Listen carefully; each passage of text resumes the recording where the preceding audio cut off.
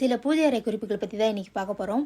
மற்றவங்க காமிக்கும்போது இவ்வளோ பளிச்சுன்னு இருக்குது, நம்ம தொலைக்கனா அவ்வளோ பளிச்சுன்னு இல்லையே அப்படின்னு நினைக்கிறீங்களா? அப்போனா உங்களுக்கு ஒரு டிப்ஸ் நான் சொல்கிறேன்.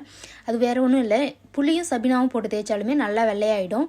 அதுக்கப்புறம் நீங்கள் ஆர்ஓ வாட்டர் அப்படி இல்லைனா கேன் வாட்டர் அதில் கொஞ்சம் ஒரு 5 நிமிஷம் வச்சு அதுக்கப்புறம் எடுத்துகிட்டு கிளாத் வச்சு நல்லா தண்ணி இல்லாமல் ஈரம் இல்லாமல் தொடச்சிட்டு அதுக்கப்புறம் மஞ்சள் குங்குமம் வச்சிங்கன்னா அவ்வளோ பளிச்சுன்னு இருக்கும். 1 வீக் 2 வீக் வரைக்குமே அவ்வளோ பளிச்சுட்டு இருக்கும். மஞ்சள் குங்குமம் சீக்கிரம் உதிராமல் இருக்கிறதுக்கு அதில் பன்னீர் குழச்சி வச்சு பாருங்கள், நல்லாயிருக்கும். மஞ்சள் தூளில் கொஞ்சம் பச்சை கற்பூரம் ஜவ்வாது சேர்த்து குழச்சி வச்சு பாருங்கள், அதுவுமே நல்ல வாசனையாக இருக்கும். பூஜை அறை திறக்கும் போதுமே நல்ல சூப்பராக வாசனையாக அடிக்கும். திருவிளக்கு வைக்கும்போது கொஞ்சம் அச்சதையும் அது மேலே ₹1 காயின் வச்சு அதுக்கப்புறம் விளக்கு வச்சு ஏற்றுங்க. எண்ணெய் ஊற்றிட்டு அதுக்கப்புறம் திரி போடுங்க. அந்த மாதிரி திரி ஸ்டாண்டு இருந்தால் வாங்கி வச்சுக்கோங்க, அது ரொம்பவே யூஸ்ஃபுல்லாக இருக்குது. விளக்கும் கருப்பு படியாமல் அழகாக இருக்குது. அச்சதை மேலே திருவிளக்கு வைக்கிறதுனால வீட்டில் அன்ன குறைபாடு இல்லாமல் செல்வ செழிப்போடு இருக்குன்றது ஐதீகம். யூஸ்ஃபுல் வீடியோஸ்க்கு சப்ஸ்கிரைப் பண்ணிக்கோங்க.